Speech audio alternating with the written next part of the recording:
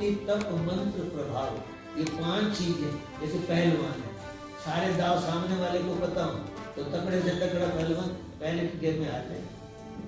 ऐसे दाव होते हैं जो ओपन अपने चेले को भी नहीं करता कि कल को यही ना मेरे को जीवे।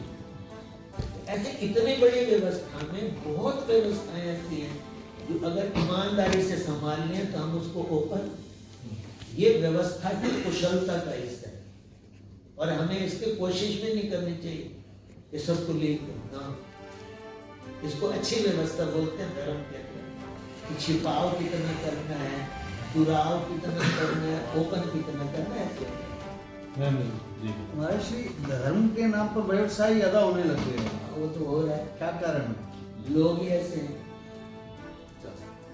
वो तो लोगों के ऊपर है। शुरू में तो लोगों की भीड़ को ही आप लोग मत, इतने भीड़ अगर है तो ये बोलने वाला अच्छा, और बोलने वालों को हमने टोका, वो बोलते क्या करें, लोगों की लाइकिंग ही है। तो लोगों के हिसाब से बोला जा रहा है, लोगों की समस्याओं के हिसाब से नहीं बोला जा रहा, ये कारण है। अभी हम विज्ञान भवन में थे तो उन्होंने ये प्रश्न रखा कि वो दिन आने वाला है जल्दी से जल्दी कि संत ग्रंथ और प्रवचन दोनों फेल हो जाएंगे अगर ये मर्जी से प्रवचन करेंगे लोगों को खुश करने के लिए, लोगों की समस्या पढ़ के उसका समाधान करेंगे, ये कारण है। अगर प्रवचन हमें करने के तो किताबें बाद में पढ़े, पहले लोगों को तो प्रवचन होना चाहिए। महाराज जी, एक संत की परिभाषा क्या है? क्या गृहस्थ भी संत हो सकता है? बिल्कुल, गीता जी में तो आता है कि जो शांत रहे, शांत करे और ज्ञेय स नित्य सन्यासी यो न द्वेष्टि न कांक्षति, जो किसी से द्वेष नहीं करता, किसी से अपेक्षा नहीं रखता, वो सारे नित्य सन्यासी हैं। कोई मठों वाले सन्यासी, कोई दंडी सन्यासी, और इनका नाम दिया नित्य सन्यासी। वेश से तो कोई फर्क ही नहीं, ये मामले सारा मन का है, वेश से क्या फर्क है भाई? मान लो कोई साबुन की टिकिया को रेशमी कपड़े में डाल दे तो काजू कतली थोड़ी हो जाएगी, और काजू कतली को कोई खद्दर में डाल दे वो साबुन नहीं होने वाला, वो तो वही है जो, इसका कोई उससे संबंध नहीं। जी, यूथ को सत्संग से कैसे जोड़ा जा सकता है? सत्संग को बदलना पड़ेगा जैसा चल रहा है। यूथ बहुत आ रही है, फतेहाबाद में कम आते हैं, जो कि यहाँ इस टाइप का सत्संग होता नहीं। अब बड़ी बड़ी जगहों पे हम जैसे गुजरात में जाते हैं, मध्य सारे होते ही यूथ हैं, उनकी प्रॉब्लम लेते हैं, सत्संग को उनकी प्रॉब्लम के हिसाब से लेते हैं।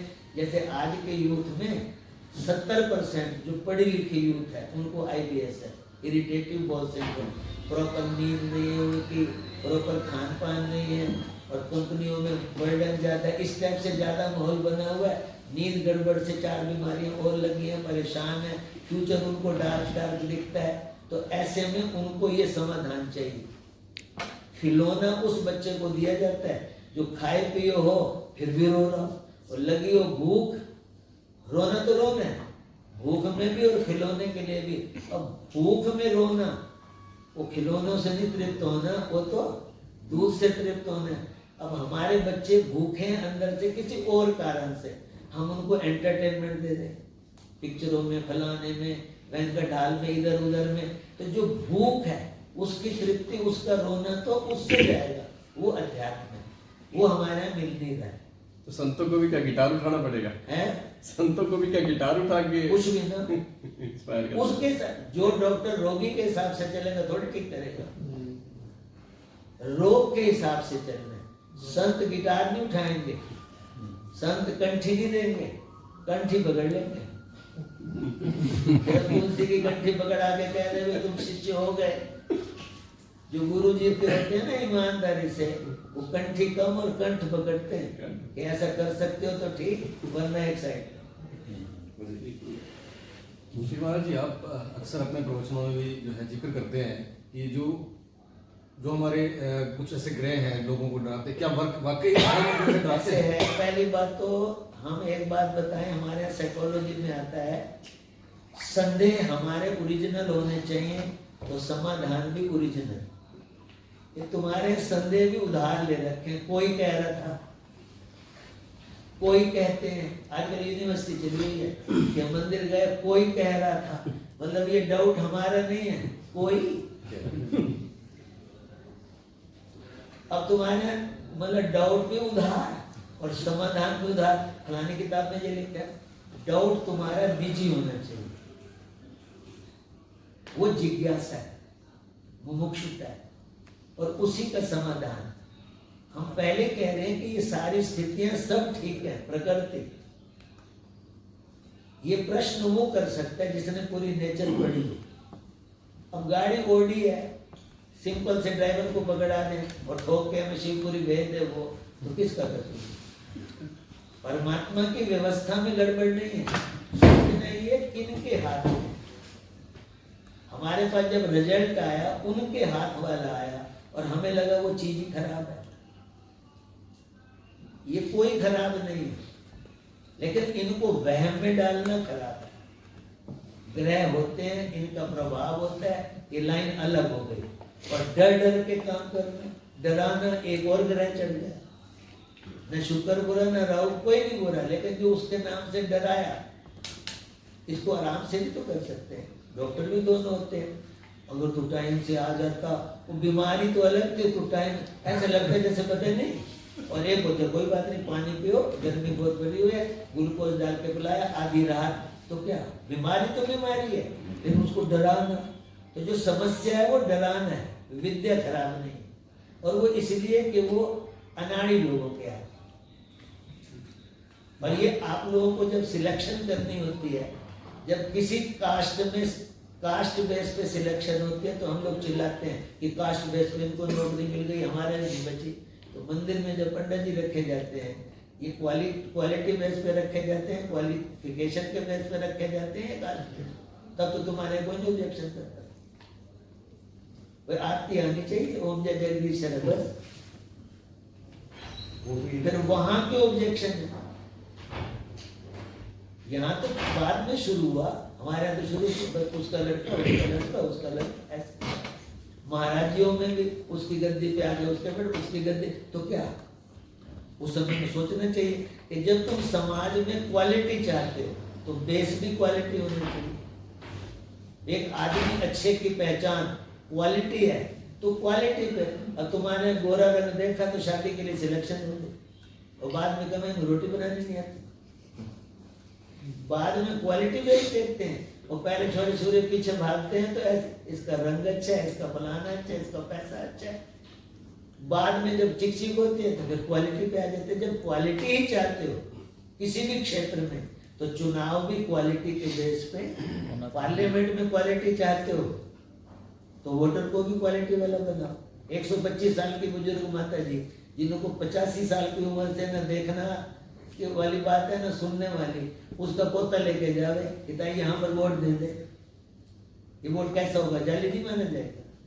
और हम पेपर में लिखते हैं लोकतंत्र कितना ऊंचा, 125 साल के बुजुर्ग माता ने अरे वोट तो राय है, जिसने 50 साल से देखा ही नहीं कौन है, उसका पोता 3 वोट देके जावे एक दादे के नाम से। तो फिर तो क्वालिटी का पार्लियामेंट से जो ये हम हर इलेक्शन में करते हैं। वही तो कह रहे हैं महाराज जी, वही तो कह रहे हैं। इसलिए जब हम क्वालिटी बेस पे चर्चा कर रहे हैं, तो हमारा प्रारंभ बेस भी क्वालिटी से, वो हमारे यहाँ और बेस करना है, और वो अपन ही बनाने वाले।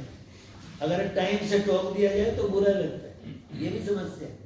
टाइम से टोक दिया जाए, क्योंकि आदमी की एक वृत्ति बनी हुई है कि भाई मैं वो सुनूं जो मैं सुनना चाहता हूँ, जो सुनना चाहिए वो नहीं सुनते।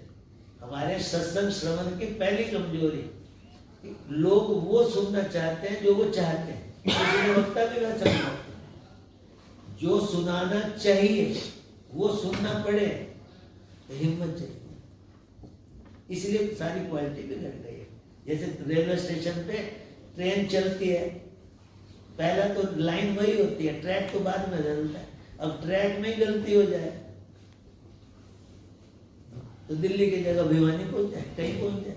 तो चलती तो वहीं से कथा से, आगे ट्रैक बदलते। एक ट्रैक बदला जरा सा टिकट में, और बंदा कहीं से, वो हम ध्यान नहीं देते, बैठते अपना पकौड़े खाने लग जाए, गड्डी कहीं जा रही है, वो ट्रैक कहाँ बदला, अपन कथा सुन रहे हैं या कुछ भी कर रहे हैं, हमारा ट्रैक कहाँ बदला? कर्म हमारे विकृत है, भक्ति हमारी आडंबर है, ज्ञान बहस बना हुआ है और हम पाठ कर रहे हैं, कर्म भक्ति कर रहे हैं। महाराज जी, कथावाचक लगभग लाख रुपए लेते हैं, क्या चीज सही है इस चीजों में? वो तो सही नहीं है, वो सही नहीं है, लेकिन लोगों की भी सोच इसी टाइप की हो गई है कि जो ज्यादा पैसे ले रहे वो बढ़िया। मार्केट ऐसी चल रही है, सामान वही होता है, मॉल में गोलगप्पे खाओ और रेडी पे खाओ, सामान तो वही है, क्या पता वो बनवाते वहीं से हो जो ये तो सबकी आदतें पड़ी हुई है, खाली कथा की क्या। महाराज जी, कुछ जिज्ञासा है धर्म के प्रति, तो उम्मीद करता हूँ आप शांत करोगे। अब हम हिंदू धर्म पे पैदा करती हैं, पैदा हो गए जन्म से, सनातन धर्म में हो गए, लेकिन हमें आज तक ये नहीं पता लगा कि हिंदू धर्म में पूजा पाठ की पद्धति क्या है, हमें क्या करना चाहिए। और हमें कई बार ना धर्म को लेके, अपना जो धर्म है, अपने जो शास्त्र हैं, उनको लेके जिज्ञासा होती है। जैसे महाभारत में द्रौपदी अपने गंधारी कुमारी माँ थी, तब भी उसको गंधारी को पूजनीय माना गया। युधिष्ठिर ने जुए के अंदर अपनी पत्नी को हारा और तब भी उसको धर्मराज युधिष्ठिर कहा गया। कुछ ये जिज्ञासा शांत करे हुई। धर्मराज अपन कह देते हैं, अगली बात नहीं सोचते कि इसी विकृत सड़े हुए केले की वजह से महाभारत हुआ धर्म के नाम से। अगर ये सब ना हुआ होता, ये जुआ ना खेला होता, धर्मराज तो हमने डिग्री दे रखी है ना, लेकिन अगर जुआ खेला है तो महाभारत किस लिए हुआ? धर्म का परिणाम है या अधर्म का परिणाम? अधर्म का परिणाम है। फिर तो वही तो क्वेश्चन है कि उसको धर्मराज क्यों कहते वही हम कह हैं? रहे हैं ना, खाली डिग्रियां नहीं, हम तो कह रहे हैं जब धर्मराज शब्द प्रयोग होता है तो वहां देखो धर्म की क्या रूपरेखा। तो धर्म का एक रूप व्यवहारिक है, जैसे बड़े को छोटे को बड़ों के आगे बोलना नहीं चाहिए, इसको एक जैसे कर्तव्य कर्म को बोलते हैं। ये उस जमाने की बातें हैं कि चूंकि शिक्षा पद्धति ऐसी थी कि जितनी उम्र ज्यादा उतना अनुभव ज्यादा उतना ज्ञान ज्यादा, तब ये माना जाता था। तो हर छोटे के लिए बोल दिया कि उसको बड़े का, तो बड़े की उम्र ज्यादा है अनुभव ज्यादा है, तो अब शिक्षा पद्धति ऐसी आ गई है कि छोटे बच्चों को ज्यादा अकल है और बड़े पुराने उसमें जी रहे हैं। अब ये कर्तव्य कर्म नहीं चलता कि हर बात बड़े की मानी जाए, लेकिन बड़े जिद भी करते हैं। भरत जी ने नहीं भी मानी, पिताजी की बात नहीं मानी, माँ की बात नहीं मानी, और अपन कहे जा रहे मातृदेवो भव। अगर गलत था तो धर्म शास्त्र हमारे ये भी कहते हैं कि युक्ति युक्तो वचो ग्राह्यम, युक्ति युक्त अगर कोई बात है तो ग्रहण कर लो, चाहे 1.5 साल का बच्चा कह रहा हो, चाहे सुखदेव मुनि के मुंह से, तोते के मुंह से निकले। युक्ति युक्तो वचो ग्राह्यम बालादपि शुकादपि, और युक्ति हीनम वचस त्याज्यम। जो बात युक्ति युक्त नहीं है ना, चाहे सुखदेव ऋषि भी कह दें तो मानना नहीं है। जब ग्रंथ लिखे जाते हैं उसमें वो दोनों पोर्शन बताते हैं। धर्मराज युधिष्ठिर ने ऐसा क्यों किया, ऐसा नहीं पढ़ना, उसमें ये पढ़ना है कि धर्मराज ने भी अगर ये गलत किया तो उसका भी रिजल्ट गलत है, ये अर्थ। ये नहीं उन्होंने किया क्यों, वहाँ ये पढ़ना है भीष्म पितामह। भीष्म पितामह अगर दुर्योधन को उस समय में बोल दिए होते, लेकिन उसने धर्म की परिभाषा कर रखी थी कि मैंने नमक खा रखा है। अब ये भी धर्म बना पड़ा तुम्हारे कि मैंने उसका नमक खा रखा, इतनी सी बात पे वो सब अनीति लेकर, तो सब समर्थ होते हुए अगली बात सोचो कि यही बात हनुमान जी ने कह दी होती राम जी को कि मैं अब रावण का फल फ्रूट खा के आया हूँ, पानी पी के आया हूँ, अब मैं तुम्हारी तरफ से, तो क्या हाल होता। तो हनुमान जी ने सही परिभाषा रखी कि पानी और नमक क्या धर्म की परिभाषा अनीतियों के सामने। तो अब हनुमान जी के मंदिर बन रहे हैं, भीष्म पितामह का काम बना, जबकि सर्वसमर्थ उनके पास सारी शक्तियां। उसमें ये देखना है कि ब्रह्मा जी ने भी अगर धर्म के नाम से, सवाल ब्रह्मा जी ने गलती क्यों किया, वो ये बताना चाहते हैं कि ब्रह्मा जी ने भी अगर गलती की है गलती का परिणाम उनको भी भुगतना पड़ेगा।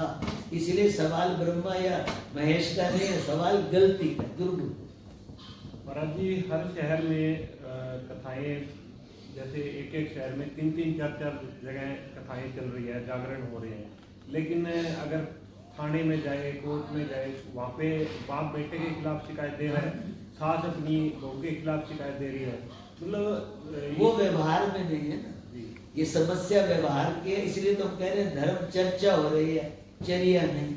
इतनी सी बात है, वो चर्चा चर्या में आ जाए।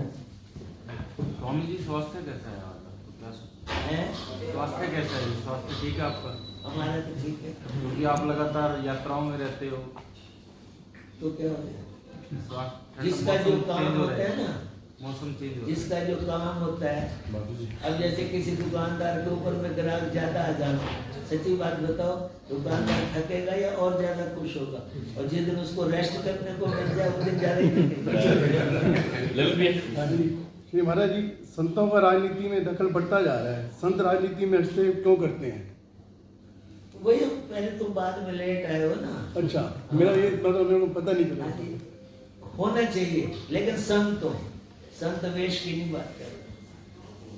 हमारा मानना है कि संत वेश की बात नहीं। ऐसे बहुत हैं जो हैं ही राजनेता, लेकिन अब उन्होंने संत बोले, कई गतियां संभाली। इनकी पहचान मतलब कैसे हो सकती है? क्या ये भी बताया ना, जो शांत हो, मंगल सोचे, जग मंगल सोचे, त्यागी हो, समर्पित हो, ये सारी पहचान संतों की है। ईर्ष्या द्वेष नहीं होनी चाहिए, निंदा चुगली नहीं होनी। आजकल सोशल मीडिया पे ना बहुत ज्यादा टोटके बताए जाते हैं, अपना भी क्या क्या उसमें बच्चे बड़े गुमराह हो रहे हैं। भाई सही बात क्या है उसमें? सारा कसूर बताने वालों को नहीं है ना।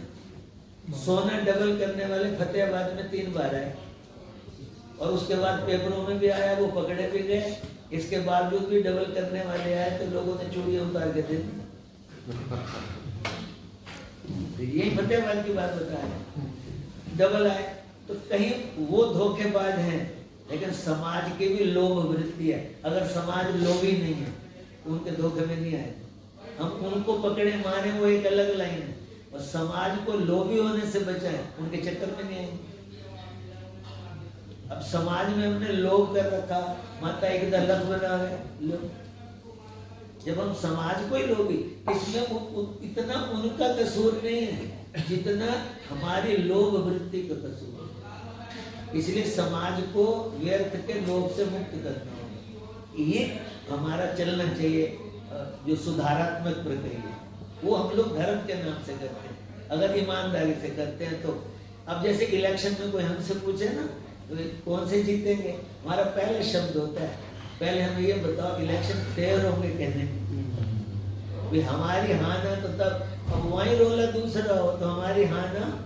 ऐसे धर्म शब्द जब प्रयोग करें तो पहली शब्द फेयर हो, तो हम बात करें धर्म।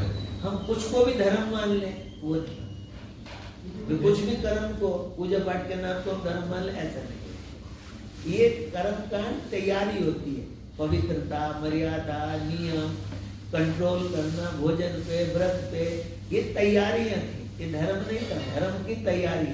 जैसे सोने के लिए बिस्तर लगाते हैं, एसी लगाते हैं, उसका ये मतलब नहीं कि अब रिलैक्स हो जाएगा, तैयारी हो गई, अब अगला काम है उस पर लेटो, नींद आए, तुम सब तरफ से हट गए, अपने आप में पहुंच गए, रिलैक्स हो गए। वो हम काम करते हैं, पूजा पाठ के मंदिर में फूल चढ़ाए, अपने काम पे लग गए। उस लेटने वाले तो काम ही नहीं करते ना, उतने को हमने मान लिया कि नींद आ गई, फिर बाद में कहेंगे मैंने अच्छी अच्छी चदरें बिछोड़ी, मेरे को रिलैक्स नहीं हुआ। क्या चदरें बिछाने से रिलैक्स, ये चदरों पे सोने से ऐसा। जी नमस्कार, मैं आज आपके दर्शन करने के लिए पहली बार क्लब से जुड़ा हूँ। आपके बातें ना बड़ी अच्छी लग रही है। तो एक ना सरकार गीता को बढ़ावा दे रही है, आपकी गीता वाली सारी बातें, सरकार गीता को बढ़ावा दे रही है, भगवत गीता को, गीता जी बोलो। हाँ, गीता जी को बढ़ावा दे रही है। तो सरकार स्कूली पाठ्यक्रम में क्यों शामिल नहीं कर रही गीता जी को? स्कूली में क्यों नहीं शामिल कर रहे हैं गीता जी? योजना बन रही है, स्कूली पाठ्यक्रम में क्यों नहीं शामिल? योजना बन रही है। ये ऐसे पाठ्यक्रम में आने से नहीं बात बनती। पाठ्यक्रम में ले आने से पहले तैयारियां भी चाहिए। क्या आम टीचर गीता का भाव समझा पाएगा? भगवान की वाणी है, गुरुवाणी में आता है, जो गुरु नानक जैसा, गुरु अमरदास जी जैसा नहीं होता गुरु अर्जन देव जी जैसा नहीं होता, ये उनके शब्द हैं, तो वो उन शब्दों को आगे समझाए कैसे, पढ़ाए कैसे। इसलिए गुरु घर के अंदर में वाणी गाने का नियम है, व्याख्याओं का नियम। हमारे यहाँ कोई भी बैठ जाए तो भागवत जी लेकर अर्थ करे, भाई समुद्र है, लेकिन हम तो उसमें उतना ही लेंगे ना जितना हमारा बर्तन है। अब समुद्र में से कोई 250 ग्राम लेके आवे और लोगों को लगता है भाई समुद्री इतना बड़ा, तो जो हमें लोग सुना रहे हैं हमें लगता है भागवती है, जबकि भागवत सुखदेव जी की वाणी संस्कृत में। हमारे 99% गाने वाले हैं, उनको संस्कृत पढ़ते नहीं, तो जिन्होंने संस्कृत ही नहीं पढ़ी भागवत क्या पढ़ी। तो तुम्हारे फतेहाबाद में तो ये भी है, महाराज जी 5 साल का एक लड़का है, वो भागवत करे, वो इतने से बस। तो ये हमारे गलती, तो जब लागू करते हैं तो 10 बातें और भी हमें फिर टीचर पहले तैयार करने पड़ेंगे, लेवल तैयार करने पड़ेंगे। हमारे यहाँ लेवल की बात होती है, इसको हमारे साइकोलॉजी में बोलते हैं लेवलाइज्ड रिलीजन। लेवल लग जाते हैं, लेवल नहीं बनता। तो लेवल लग गए, भाई ये पढ़ाया, वो पढ़ाया, वो बाइबल पढ़ा रहे हैं, वो कुरान पढ़ा रहे हैं, ये लेवल तो लग गए। क्या आदमी का लेवल बना के, इसको हमारे लेवलाइज्ड रिलीजन बोलते हैं, एक्चुअली रिलीजन नहीं बोलते। तो जब ये लागू होगा तो पीछे बहुत लंबी तैयारी करनी होगी। ये नहीं कि भाई कोई संस्कृत पढ़ा हुआ है वो पढ़ा दे, ये तो उल्टा गीता जी का महत्व कम करते हैं हमारे साथ। ऐसे आम टीचर कैसे पढ़ेगा कर्म योग क्या है, भक्ति योग क्या है। जिन्होंने धर्म को कभी धार्मिकता में लिए ही नहीं, वो धर्म की परिभाषा क्या करेंगे। कल हम समझा रहे थे इसको कि भाई गुलों से कोई क्या बात करेगा जिसको गुलशन में एंटर करने का ही परमिशन नहीं। भाई फूलों से घुस के तो वो बात करे, सुगंधी की बात, सौंदर्य की बात, जिसको बगीचे में। यहाँ तो धार्मिकता में अभी एंट्री नहीं मिली और हम खुशबू की बात कर रहे हैं। वाह, लगभग फिर ऐसे होता है। तो इसमें सरकार भी अगर करेगी, अगर सही करती है तो पहले पूरी व्यवस्था देगी।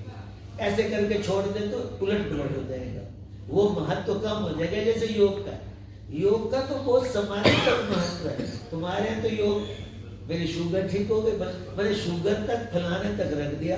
योग तो इसके और भी बहुत आगे, ध्यान है, समाधि है, समाधि से परे है, अष्टांग योग है, सारे ग्रंथ भरे पड़े हैं। लेकिन ऐसे हल्की स्थिति में आया तो मेरी शुगर ठीक हो गई, मैं योगा करने जाता हूँ, 3 चक्कर पार्क के लगाता हूँ। अब योग इसको बोलते हैं, पार्क के 3 चक्कर लगा ले तो। पर एक घटिया हाथ में आया तो धीरे धीरे, तो योगाचार्य वो होना चाहिए जिसको फिजिकली एनाटॉमी पूरी पता हो, तभी तो बताएगा तेरे पित्ता कहाँ है, तेरे भला पथरी की दवाई है ये पता नहीं है कि पित्ते की पथरी है या। तो जिसको पूरी नॉलेज, तुम्हारे क्या सुरीला गला, हम लोग पहले मजाक में बोलते थे कि गलाबाजी प्लस कलाबाजी, समझ लो बहुत अच्छा कथावाचक। आजकल यही हो रहा है, गलाबाजी और कलाबाजी इज इक्वल टू यूं होता है। श्री महाराज जी, आप दर्शन शास्त्र के नहीं है ना, बोला करो, चलो सुन लिया करो। छात्र रहे हैं, एक विवादित और चर्चित दार्शनिक रहे हैं ओशो। आप अपनी आध्यात्मिक दृष्टि से उनको भारतीय दर्शन में और संस्कृति में कहाँ पाते हैं? देखो, जितना हमारा संबंध रहा है, ग्रंथ तो हमने कम पढ़े हैं, नहीं के बराबर, लेकिन अमृतसर में जब बहुत पहले की बातें हैं, 1971-70 के, अपन 11 दिन इकट्ठे रहे एक ही वेदांत सम्मेलन में सब, तो हमें कोई कमी नहीं दिखाई पड़ी। उनकी तर्क शक्ति, दर्शन शक्ति। गड़बड़ यहाँ हो जाती है कि जो सामने वाला है ना, वो अपने लेवल से सोचते। जैसे महात्मा बुद्ध हमारे ही अवतार हैं। पंडित जी जब संकल्प देते हैं तो बौद्ध अवतार बोलते हैं, लेकिन हिंदू समाज ने उनको बाहर कर दिया, चाइना तिब्बत ले गए, जापान वाले ले गए। कारण कि उन्होंने निर्गुण भक्ति की बात कर दी। और हमारे पंडित पुरोहित सारे जो है ना, वो उनको लगा ये था हमारे वेद शास्त्रों को दुकानदारी बंद हो जाएगी, मतलब दुकान या मतलब मानते नहीं। दोनों वेदों में तो दोनों पद्धति है। आज नतीजा ये निकला कि बुद्ध हमारे अवतार है 24 अवतारों में। इन्होंने इस वजह से एक्सेप्ट न करके बाहर का रास्ता दिखा दिया और लगता है कि चीन से यहाँ आए, तिब्बत से यहाँ आए। ऐसे हमने उनका जो 10-11 दिन हमारे साथ रहे, उनके किसी भी लॉजिक में कमी नहीं। कभी कभी क्या होता है, आदमी समझ नहीं पाता। जैसे हमने कहा इस नौका पे ना चढ़ना अगर पार होना है, लगता है ये उल्टा बोल रहे, क्योंकि पार होने के लिए तो नौका पे चढ़ते हैं। तो बाद में जब ओशो से किसी ने पूछा, तब इनका नाम रजनीश था, पूछा, बोले मेरे बोलने में तुम्हारे समझने में उसी सम्मेलन की बात है, एक फर्क आ रहा है कि तुम सिर्फ नौका देख रहे हो और मैं नौका में छेद भी देख रहा हूँ। मैंने ये कहा है कि अगर पार होना है इस नौका पे ना चढ़ना तो छेद की वजह से, और तुम पूरी अपनी फिलॉसफी लेके बैठ गए तो पार होने के लिए तो नौका चाहिए, और ये नौका को ही ये तो नास्तिक हो। तुम्हें मालूम नहीं कि नौका पे ना चढ़ना इतना खतरनाक नहीं है, इस पार रह जाओगे उस पार नहीं जाओगे, रहोगे तो, और अगर टूटी नौका पे चढ़ गए तो न इस पार के और ना। लेकिन लोगों ने आधा अर्थ किया, नौका पे ना चढ़ना अगर उस पार जाना है। अब दोनों की दृष्टि, जैसे हम आपको कहें इन चक्रों में न फंसो कर्मकांड, इसका ये मतलब नहीं कि हम कर्मकांड को नहीं मानते, पूरी तरह मानते हैं, लेकिन जिस ढंग का छेद वाला कर्मकांड है, मतलब दोष युक्त कर्मकांड है, हम वो मना कर रहे हैं। महाराज जी तो मानते नहीं, महाराज जी तो हिंदू धर्म को नहीं मानते, जैसे ऐसे लगता है। ऐसे उनकी भाषा में कुछ इतनी क्लिष्ट बातें थी दर्शन शास्त्र की, मनोविज्ञान की, वो लोगों ने कम समझी तो थोड़ा मतलब वो हो गया। हमारे हिसाब से गलत नहीं, ये मान ये कहा जाता है 50 साल एडवांस लिख के गए हैं, 50 साल एडवांस लिख के गए हैं, जो ये जो कहा जाता है वो तो लिखे ही गए हैं। जिन कृष्ण को आज हम मान रहे हैं, अभी कम से कम 2000 साल और लगेंगे उन कृष्ण को समझने में। अभी तो आधा अधूरा चल, क्योंकि हम एक टाइप के बने हुए। भाई किसी को टॉयलेट का प्रेशर हो और ताजमहल में बिठा दो, वो गाइड पूछ रहा, कोई पूछना है इसको मुमताज की याद में बनाया, शाहजहां ने बनाया, पर कुछ पूछना है तो तुम ताजमहल का पूछो, तुम तो कहोगे यहाँ पर टॉयलेट कहाँ है, क्योंकि प्रेशर कौन सा है। अगर प्रेशर टॉयलेट का है तो ताजमहल में भी ताजमहल नहीं दिखता, पत्थर नहीं दिखते, उसको क्या दिखते हैं। तो ऐसे हम मजहबी लोगों को भी बहुत प्रेशर है। जब हम कोई ग्रंथ पढ़ते हैं तो अपने प्रेशर से पढ़ते हैं, हम उस अर्थ में उसको देख लेते हैं। ये तो कोई पूछ रहा था कि क्यों बनाया, पत्थर कितने और कितने लेबर लगे, कितने क्या लगा, और जिसको प्रेशर था वो पूछ रहा टॉयलेट का, जिसका कोई मेल भी नहीं बैठता, लेकिन वो उसका प्रेशर। तो जब हम जिज्ञासा करते हैं तो वो भी किसी प्रेशर में करते हैं। या हमारे जैसे एक संत में मिले, उनसे किसी ने पूछा ध्यान कैसे करते हैं, पतंजलि ने तो ये कहा है, उनने कहा ध्यान के बारे में अगर पूछना है तो तुम अपना बताओ, तुम ध्यान करते हो या नहीं। पतंजलि ने ऐसे कहा है तो पतंजलि के सामने उसके वाला मन था, उसकी वाली वृत्ति थी। जब तुम करोगे तो तुम्हारा मन सामने होगा, तुम्हारे पतंजलि वाला मन, तो वो सूत्र तुम्हारे काम नहीं आएंगे। हमारा मन हमारे बाधा बनेगा नहीं बनेगा। अगर तुम करते हो तो हमारे से पूछो, या फिर करो उसके बाद हमारे से पूछो कि मुझे ऐसे होता है। उधार प्रश्न नहीं, क्योंकि इसमें मन हमारा लगेगा, वृत्ति हमारी लगेगी, और जब हम ही नहीं कर रहे तो उसका क्या जवाब। तो जब ओशो ने लिखा तो उनने पूरा ध्यान में प्रवेश करके सब कुछ तब लिखा। हमारे में से कितने हैं जो ध्यान में गए हैं। हमारे अभी तक एकाग्रता और ध्यान में अंतर ही नहीं समझते। एकाग्रता का मतलब है मन एक जगह लगे, मन हो। ध्यान का मतलब है मन हो ही ना, ध्यानम निर्विषय। मेडिटेशन कंसंट्रेशन एक ही मान के बैठ गए, पार्कों में जो चलता है कर रहे हैं कंसंट्रेशन, सोच बैठे मेडिटेशन। अब वो कैसे समझेंगे ओशो को।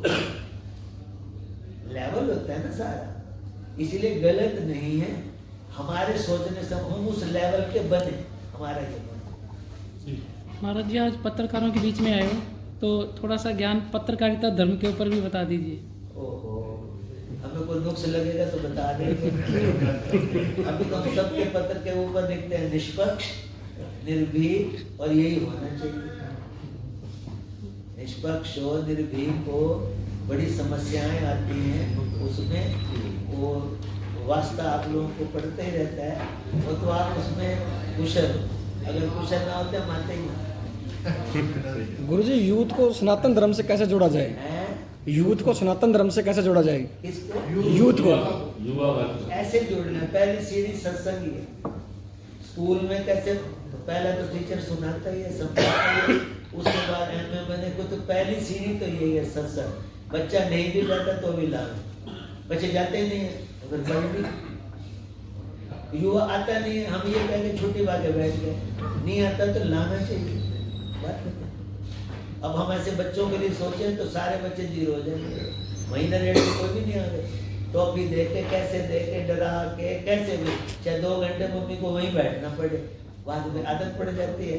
हमारे जो साइकोलॉजी है वो ये कहते हैं कि 4 to 5 वीक लगते हैं किसी नई बात को एक्सेप्ट करने में। तो डॉक्टर तुम्हें क्या सैर किया करो, 2 दिन में छुट्टी हो जाती है। आज सर्दी थी, जुकाम हो गया, मेहमान आ गए, फलाने आ गए, डॉक्टर कहता है 5 वीक मेरे कहने से करो, तो मन एक्सेप्ट कर जाता है। फिर मेहमान आएंगे तो उनको भी पार्क में लेके जाएंगे, तू भी फिर बहाना नहीं बनेगा। इसके लिए फिर अनुष्ठान करवाए जाते हैं। जैसे भी 40 दिन ये करो, सावन का महीना है, 15 महीना ये करो। जब महीना लगातार करेंगे ना, वही वाली हमारी मतलब मन एक्सेप्ट कर लेगा। सवेरे उठने की आदत है, घर से बाहर निकलने की, बेल पत्ते तोड़ के 4 से 5 हफ्ते लगते हैं मन को नई बात एक्सेप्ट करने में। इसी को हमारे यहाँ अभ्यास बोलते हैं। क्या बोलते हैं? अभ्यास। और इसको हठ योग बोलते हैं। तुम्हारा मन माने ना माने, लेकिन इसको करना। इसलिए योग में एक हठ योग है, जप योग है, लय योग है, मंत्र योग है, इसको हठ योग बोलते हैं। कि बच्चा मन माने ना माने, बिठाना है, चाहे रोवे चाहे। ये 4 से 5 दिन वीक लगते हैं। ऐसा युवाओं के साथ में करना चाहिए, हम लोग करते हैं ऐसा। महाराज जी, मेरा प्रश्न नहीं है, मैं एक जानकारी के तौर पर आपसे रूबरू हो रहा हूँ। आप बीच में पहले मेहता साहब ने जब बात कही ना PhD फिलॉसफी की, नहीं मैं नहीं करना चाह रहा। बीच में आपने ये कहा कि छात्र जीवन में राजनीति का कुछ ऐसा है। मैं ये जानना चाहूँ, सभी साथी भी शायद इसमें सहमत होंगे, कि आपका बचपन, आपका छात्र जीवन और अध्यात्म तक का सफ़र कितना कठिन और कितना आसान, और कैसे आप कुछ ना यादें पल साझा करें तो बहुत बेहतर रहेगा। वो हमारा मामला है। देखो, हम ये कह रहे हैं प्यास लगी हो और किसी ने सरोवर पे पहुंचा दिया। चौड़ा कितना है, लंबा कितना है, कब बनाया, किसने बनाया, इससे प्यास नहीं बुझनी, हाथ आगे बढ़ाओ, पानी पियो और छुट्टी। ऐसे इन्होंने सरोवर दिखा दिया विजय जी ने कि महाराज जी आ रहे हैं, अब बस प्यास बुझा लो। कितनी ईंटें लगी, क्या लगा, कैसे होगा। थोड़ा सा छात्र जीवन का, बचपन का कुछ ऐसा मतलब यादें पल। मूर्ति के बारे में ये प्रश्न करना, कौन सी पत्थर की बनी हुई है, समझ लो सारा अध्यात्म खत्म। क्योंकि मूर्ति के प्रति तो भगवान की भावना होती है। पत्थर कौन सा, चाहे चांदी का, चाहे पत्थर मकराना, किसका? अर्चावतारो पादानम यतिरोत्पत्ति चिंतन। मूर्ति के बारे में ये मन में आना, कौन से पत्थर की, समझ लो पूजा का सिस्टम ही खत्म हो। ऐसे यतिरोत्पत्ति चिंतन, एक सन्यासी यति, उसकी उत्पत्ति कैसे, क्या हुआ, कैसे हुआ, मतलब अब तुम्हारा उधर चला गया। अब वो यति वाला काम जो है ना वो, जबकि काम हमारा तुम्हारे सामने अब वाला जो हमारे से बोले, वो चिंतन ही नहीं करना चाहिए, उससे हट के। ये तो अब तुम्हारा श्री महाराज जी कहते थे, पतंग कितना भी ऊंचा उड़ जाए, अगर उसकी डोर चरखी के साथ है ना, उसकी ऊंचाई भूल जाओ, शाम तक वापस मिलेगी। कितने शंकराचार्य बन जाए, कितने कुछ बन जाए, अगर पीछे घर से जुड़े हुए हैं ना, कौन से घर के और क्या घर के, ये बस 90 साल की उम्र में फिर किसी भतीजे को बुला के गद्दी दे देंगे। इसलिए पतंग उड़े तो डोरी कट के, यति उसको बोलते हैं कि जब चरखी से चली है ना, फिर पतंग की डोरी कट जाए, अगर है तो जब कितनी ऊंची चल जाए, शाम तक वहीं मिलेगी। यही समस्या हमारे साधु समाज में आ जाए। यतिरोत्पत्ति, उसको याद करो ना, शंकराचार्य ब्राह्मण ही होना चाहिए, इसका सीधा सा मतलब उसको याद है मैं किस जाति का हूँ, उसको याद है मैं किस घर का हूँ, तो फिर संन्यास के लिए किसको छोड़ा। इसलिए हमारे जब यति या सन्यासी शब्द प्रयोग होते हैं ना, ये चरखी से डोरी कट, श्राद्ध करते हैं हम लोग, बोलो कि आज और कब, अब के बाद जो है ना चली चली रे पतंग वाला होगा, हाँ। युवा